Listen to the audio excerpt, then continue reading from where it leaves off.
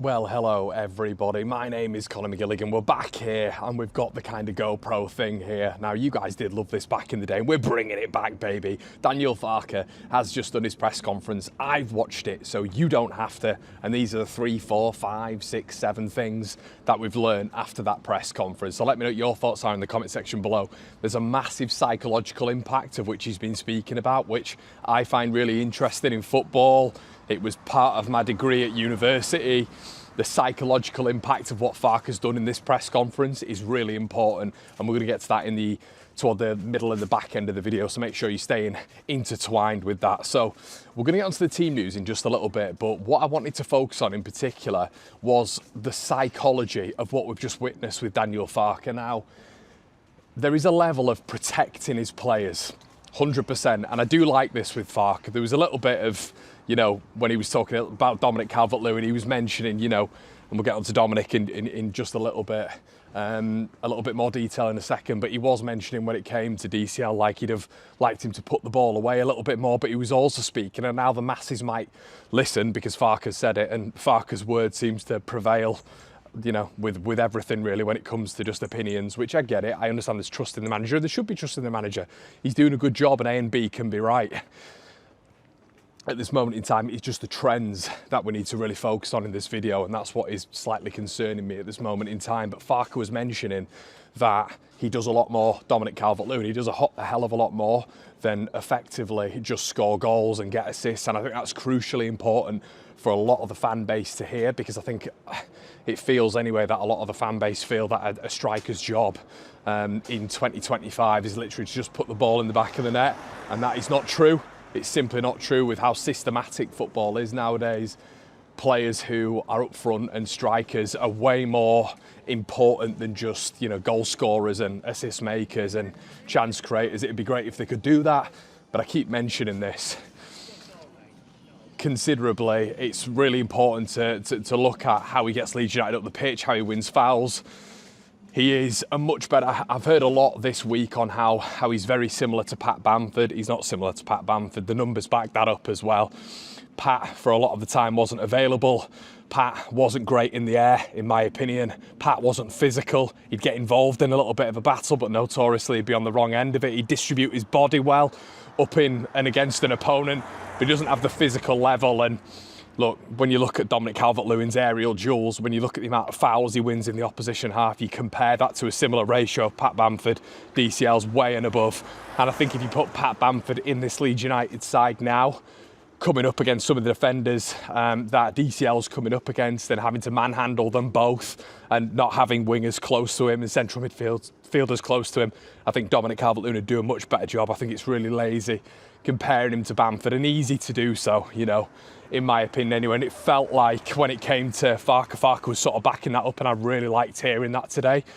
He was also interesting, and it feels like it's become a theme this week. I mentioned it right at the very beginning of the week, talking about the wingers and how important it was, and we've made a big thing on the channel to talk about the wingers and how systematically this isn't working right now. And the journos were really pressing it today, which was great to see and great to hear, because sometimes it feels like when you're listening to a Daniel Farke press conference, the questions I don't come away feeling like I've learned anything new. It's the same thing continuously. It's sort of, nicey questions, nothing really probing. And I felt today the journalists did a really good job in asking about sort of the systematic areas, if Daniel Farke feels like the two wingers are doing enough in and around Dominic Calvert-Lewin, and the midfielders doing enough in getting around him with the second balls, the flick-on. So it feels like from an online YouTuber sphere, we've also made it into the, general mainstream, because there was Sky Sports presenters asking these questions. Obviously, Berram was, and many others talking about, the wingers not being close enough. Farke admitted this, and he was talking about the natural width of these players. Now, what I'll push back on is when it comes to Brendan Aronson, there shouldn't be a natural width when it comes to him, because he's not a winger. If anything, Brendan wants to invert. You see it with Noah Okafor as well. A lot of the time, Okafor can hit that byline, but notoriously, Noah wants to invert as well. So I didn't quite understand what Farke was saying there. It's not the out-and-out width that you see some wingers when they're just hugging the touchline. We don't have that. Sometimes we need a little bit more of that, of course, but Right now we don't have that, so I feel there could be a little bit more technique, maybe in training to maybe if Farke is talking about them not naturally inverting, which like we've just mentioned, they should really be doing with what type of players they are. But if they're not doing that, there should be instruction for me in training, sort of almost on a bit of a trigger, you know. So anytime Dominic Calvert-Lewin gets it, if it's not both of them, at least if it's one, you know, at least one of them needs to be triggered into making that movement. Very similar to the central midfielders, there has to be instruction for one or two of the central midfielders, if there's a 6 and 2 8s, you know, or if it's just one, then, you know, one of the 8s in, let's say, Anton Stack, having that trigger motion whenever Dominic Calvert-Lewin wins that flick on, to be able to, you know, to be able to make that movement and help him out. Now, the psychological impact is interesting in this one, and we're going to get on to that in just a little bit, but when it comes to the players that are out for this one, it looks like Willian Jonsso's back for selection, which is massive, absolutely massive, and I'm hoping he's going to be starting. Farke seemed to say that he felt like he was fully back intertwined with the squad now. He said the exact same thing about Dan James, which means Daniel has two varying options. You've got counter-attacking option with a lot of pace, who is still yet to prove it at Premier League level. And then obviously Willian Jonsson, who I do believe, you know, proved it at a relative level at 19 years of age. But then you could say the same thing with Dan James, I guess, at Man United. So there's conflicting ways to look at it there. But I think from a technical level, if you're looking at Dominic Calvert-Lewin flicking it on, I think someone like Willian Jonsson is probably has that capability to trap the ball whilst running at pace and be able to. Yeah, hold on, we've got a copper coming. He's after me. But yeah, it feels like at least with Willian Jonsson, you know that he's going to have that ability to trap the ball and be able to run with the ball off the flick on. And it just feels like that technical capability that Willian Jonsson has is far superior to that of Dan James. And I've always said, I said this at the very beginning of the season, I think that vertical running of your Dan James, of your Largi Ramazani, of your Brendan Aronson are way more effective later on in the game. And I think they'd be really decent, impactful subs. So for me, I'd be starting with Willian Jonsson. I'd have him, I'd have Okafor, and I'd have Dominic Calvert-Lewin in the front three. Now, the interesting news around this is that he said that Dominic Calvert-Lewin might not be available. He's not trained this week. Apparently they've got 2 more sessions to go, so they'll figure it out from that point. But that's a bit of a hammer blow, because I feel like up against either Morata, Murillo, I don't know if Milenkovic is fit, but I feel like Dominic Calvert-Lewin, as we've seen with Senesai and Diakite, maybe in the last proper physical game. And then to an extent, you'd have him up against Todibo and Kilman as well. Dominic Calvert-Lewin's just been so effective in holding that ball up and getting Leeds up the pitch. But the beautiful thing, and I've said this before, of how Leeds have recruited, is you've got another body who can do that in Lucas Mecha. Lucas Mecha was recruited and he's more physical. He looks more physical. He looks like an absolute brute, Lucas Mecha. So that could be, once again, really advantageous for Leeds if Mecha's in there, and it's that profile again who's physical, who can compete with the defenders. And when it comes to physical attributes, there's a mass similarity between DCL and Mecha, so that's really positive. But as I've said, guys, I wanted to touch as well on the aspects of winning this weekend. Now, Farke was speaking about why this doesn't define us, right? This doesn't define us. And just so you know, guys, that is not a line that's been put in my hair. Just so you know that, all right? It's a parting. But yeah, really important that he was talking basically about the must-win against Forest. And Farke was naturally downplaying it, protecting his players, of which we all understand. But he was saying, like, effectively, when you get to game week 15, you just do it on a game-by-game basis, right? It's a game-by-game basis. We're not putting all the pressure on Forest, and he's right to do that from a psychological standpoint. But I think what is really important here for maybe the fan base to sort of grasp onto, and obviously the one leaders do grasp onto this because we speak about this quite a lot anyway, but it's the psychological impact of losing against Nottingham Forest. Now, this Forest side, I mentioned it before, no matter how many glossy, glazing reviews we give them, they've got great individual players, great individual talent, but once again, similar to that of Brighton, they've got players out for this one. They are currently 2 in 15 when it comes to wins, 1 win in 4 under Sean Dyche. Really important so far to look at that, because I feel at this moment in time there is an almost white, I can't stand this white flag that gets raised. I can't stand the white flag when it comes to people saying stuff like, oh, well, the recruitment was crap, so Farke's got no chance. And if Farke keeps us up, it's a miracle. But if we go down, it's all the 49ers' fault. So I think there's a combination here, and I think there is a way that this side is good enough to compete with the bottom 5 in the Premier League, which is what it was constructed for, because we can't build a squad with our PSR restraints, can't do it, and our sales when when you look at the 3-year cycle that we've been on, we can't do it unless we get some, unless we've got some big player sales in, of which maybe we should have done to impact that and reduce that amount a little bit.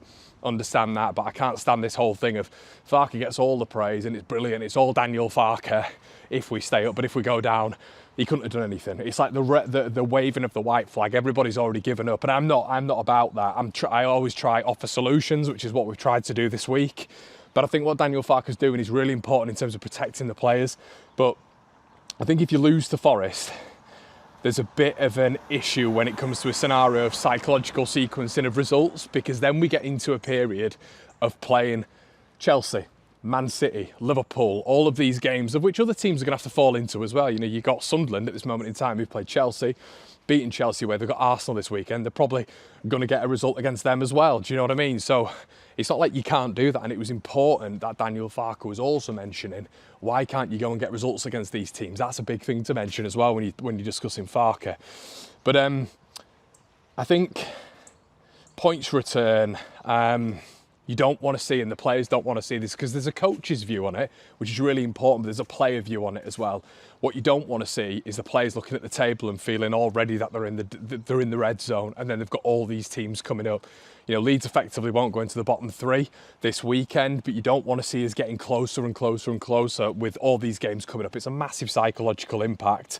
I think, the confidence naturally amplifies the quality. It's not separate to it, in my opinion. When teams are low on confidence, I'm not to say Leeds are, but if we've obviously lost our last game.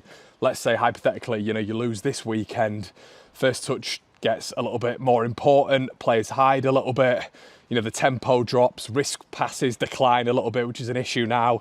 Pressing is maybe a little bit hesitant. And maybe when you're about to shoot on goal, there's almost like a don't miss feeling. So that's really important to look at, and that's why overall, when you're looking at the overarching point, Leeds have got to try get the win this weekend, and it's really important that you do so, because you don't want to be near that relegation zone too much this season if you can help it. And even if we beat Forest, we'd be near it anyway, but you don't want to be sucked into that bottom 3, because all of these scenarios, which Farke won't mention because he's protecting the players, all of them become really real scenarios. Very early on, it's very difficult to get out of that relegation zone once you're in it. That league position is naturally narrative pressure. Being 16th obviously is not fatal with what he's saying, but if Leeds drop into that 17th, 18th mark with a hard run of fixtures, it's going to be tough. Players will see the social side of it, the Sky TV, the match day graphics of Leeds in that bottom 3. And players do internalise that. It's a big thing. I know a couple of lower league footballers, they're very aware of what goes on, and it does affect the confidence 100%. So I think the key line with Farke's press conference is, it isn't damaging alone from what I'm reading here on his press conference. It's not damaging alone.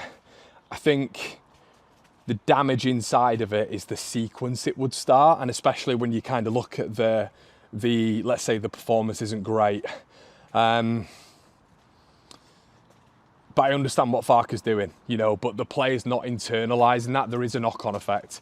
There will be a knock-on effect if you lose to Nottingham Forest 100%, especially with their fixture run, how down and in the dumps they've been as well. Obviously, Dyche has come in the league. They've lost to Bournemouth. They've drawn to Man United. But I'm sick of seeing this white flag. I'm sick of seeing this kind of we've not got a good enough squad. It doesn't matter anyway. We're crap with this, that and the other. Giving up. I'm sick of this whole giving up thing. We've got to find solutions. I think this squad is good enough. I think it's in and around the bottom 5, bottom 6. There are individual mistakes. The data does support the fact that Leeds are doing okay, relatively okay at the back, but we're not quite effective up front. I think there's ways around that. I think there's systematic changes which are going to help Leeds. I think there's stuff that we've done this season of which we can get back to, in my opinion, how game plans have got to be adapted for certain teams instead of it being so possession heavy. I mean, Farke was mentioning that as well. He was like, look at the Brighton game. We had 50% possession against the top side. It's like, it doesn't matter, Daniel. We're not scoring goals, you know? So I'd rather look at Sunderland again, 30% possession against Chelsea, but they had control. They had control on the game. They were creating chances. But that seems to sometimes just be like a miss when it comes to Farke. It's like he thinks when you are all over possession, that's it. Then you create chances. And I get that from a fundamental perspective. But I think we're getting to a point in football now where set pieces and dead ball situations are so important that you can still emit control with less possession. I think that's really important to look at because, you know, once again, winning the possession games, winning week in, week out is kind of, I'm not saying Leeds will be like this, but it's kind of what Russell Martin tried to do at Southampton. It's what Vincent Kompany tried to do at Burnley. It just doesn't work. So it's all about adapting to different opposition, in my opinion, and I think Leeds do have the capability to do that. But guys, let me know what you think in the comment section below when it comes to the psychology of it. Let me know in the comment section below what you think when it comes down to the team news. What would you do? For me, in this one, if I had the absolute ability to do so, it would be Gabby at the back. On the left-hand side, obviously Perry and Net, who needs to have another big game. And then obviously centre-backs, I would probably go Yaka for this one again. Because I think Forest are going to try just absolutely pummel our box. Pause. I'm going to put Rodon in there as well. On the right hand side, I'm going to go Jayden Bogle. I think in the midfield, look, I love him. You guys know I do, but Ampadu's got to start stepping up. The concentration with him in some of these games is slightly alarming to me in terms of him losing his man and focus at some points. I saw an interview with him earlier on with, I believe it was the Premier League, and he's doing all this sort of robotic football chat, but his performances have got to drastically improve, in my opinion, even though I have liked him in some games, but it's that concentration when you look at Bournemouth, when you look at the game last week as well, when you look at Spurs, he's got to improve at points, Ampadu. A little bit of complacency there maybe, which has crept in from last season. I'd go Stack in the midfield, and his job would be to just be straight off Dominic Calvert-Lewin if he's available. So I'd go him in there. There is a debate for me whether or not you go Tanaka or Longstaff. Let me know in the comment section below what you do for that. I'm unsure. Right side Nonso, centre, DCL or Mecha. I don't mind either or because I think they provide very similar profiles. And then on the left, no Okafor. Guys, let me know what you think. I'll see you in a bit.